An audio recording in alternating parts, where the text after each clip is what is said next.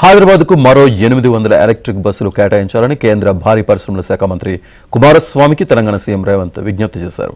ఢిల్లీలో కేంద్ర మంత్రితో ఆయన భేటీ అయ్యారు. ఇటీవల హైదరాబాద్కు 2000 ఈవీ బస్సులు కేటాయించారని, ప్రస్తుత నగర అవసరాలను దృష్టిలో ఉంచుకుని పీఎం ఈ డ్రైవ్ పథకం కింద అదనంగా 800 బస్సులు కేటాయించాలని కోరారు. ప్రస్తుతం ఉన్న డీజిల్ బస్సులకు రెట్రో ఫిట్మెంట్ అవకాశం కల్పించాలని కేంద్ర మంత్రికి రేవంత్ విజ్ఞప్తి చేశారు.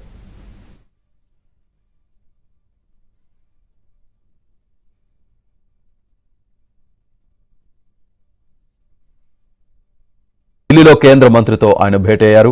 ఇటీవల హైదరాబాద్కు 2000 ఈవీ బస్సులు కేటాయించారని, ప్రస్తుత నగర అవసరాలను దృష్టిలో ఉంచుకుని పీఎం ఈ డ్రైవ్ పథకం కింద అదనంగా 800 బస్సులు కేటాయించాలని కోరారు.